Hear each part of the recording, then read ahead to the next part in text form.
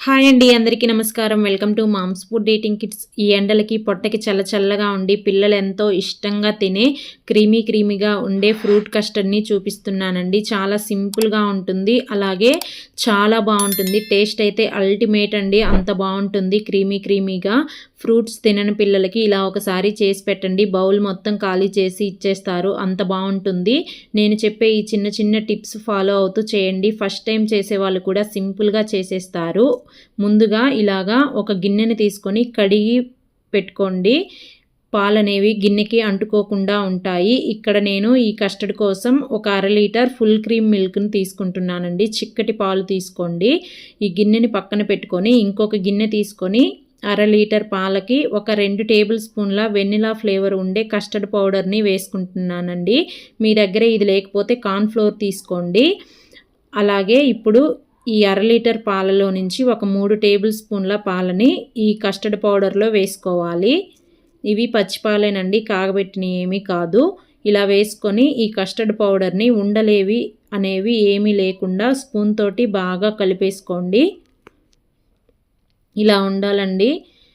ఇలా కలుపుకొని పక్కన పెట్టేసుకోండి. ఇప్పుడు ఈ పాల గిన్నెని స్టవ్ మీద పెట్టుకొని మంటని మీడియం ఫ్లేమ్లో పెట్టి పాలపైన మేగడ అనేది కట్టకుండా ఈ పాలని బాగా కలుపుకుంటూ మరిగించుకోవాలి.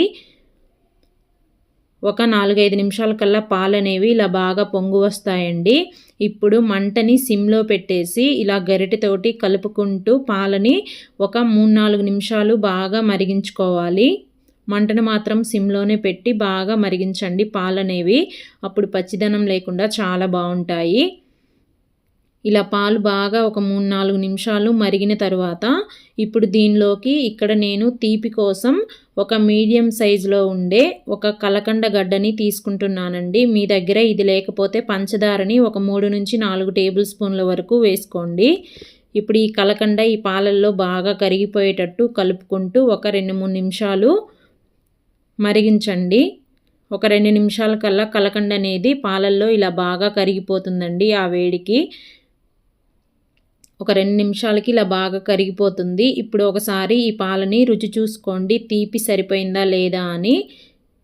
మీకు ఒకవేళ తీపి తగ్గింది అనుకుంటే ఇంకొక టేబుల్ స్పూన్ పంచదార అనేది వేసుకోవచ్చండి. నాకు ఇక్కడ కరెక్ట్గా సరిపోయింది.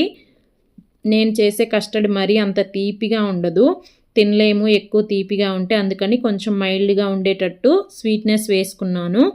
ఇప్పుడు దీనిలోకి ముందుగా కలిపి పెట్టుకున్న కస్టర్డ్ పాలు అనేవి వేసుకొని వెంటనే మంటని సిమ్లో పెట్టేసి బాగా కలుపుకుంటూ 1 నిమిషం పాటు ఉడికించండి. అంతే, ఎక్కువసేపు ఉడికించొద్దండి, మరీ గట్టిగా అయిపోతుంది.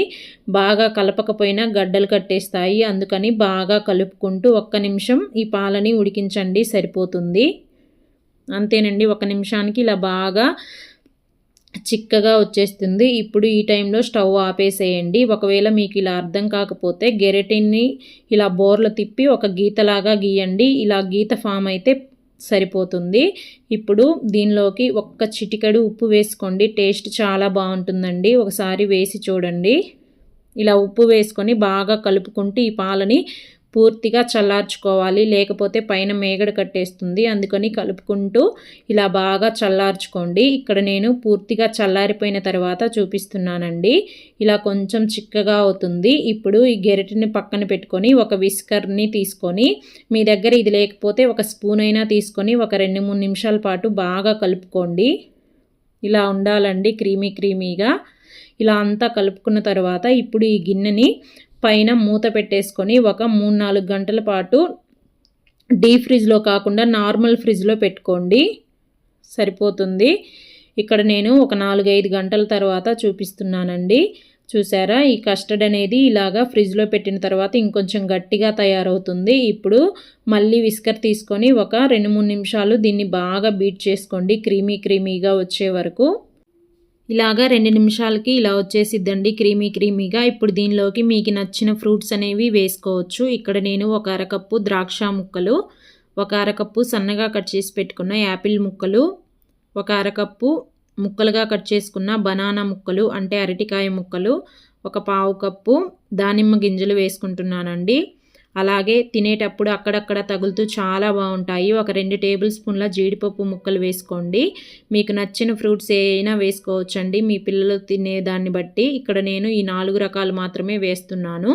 ఇప్పుడు ఈ కస్టర్డ్లో ఈ ఫ్రూట్ ముక్కలన్నీ బాగా కలిసిపోయేటట్టు కలుపుకోండి. ఇలా అంతా కలుపుకున్న తర్వాత మీకు ఒకవేళ ఇంకా పల్చగా కావాలంటే ఐస్ క్యూబ్స్ వేసుకోండి. నాకు ఇలాగే ఉంటే ఇష్టం, అందుకని నేను ఇలాగే ఉంచుకుంటున్నాను. ఇప్పుడు ఇలాగా చిన్న చిన్న బౌల్స్ తీసుకొని దాంట్లో వేసేసి ఒక స్పూన్ పెట్టేసి ఇచ్చేసేయండి. సూపర్గా తినేస్తారండి. ఇలాగా ఎప్పుడన్నా ఒకసారి ట్రై చేసి ఇవ్వండి. ప్రతిసారి ఇలాగే చేసి ఇవ్వద్దు. ఫ్రూట్స్ని ఎంత మామూలుగా తింటే అంత బాగుంటాయి. ఎప్పుడన్నా ఒకసారి చల్లగా తినాలనిపిస్తే ఇలా ట్రై చేయండి. ట్రై చేసి నచ్చితే లైక్ చేసి మీ ఫ్రెండ్స్ అండ్ రిలేటివ్స్కి షేర్ చేసి ఛానల్ని సబ్స్క్రైబ్ చేసుకోండి.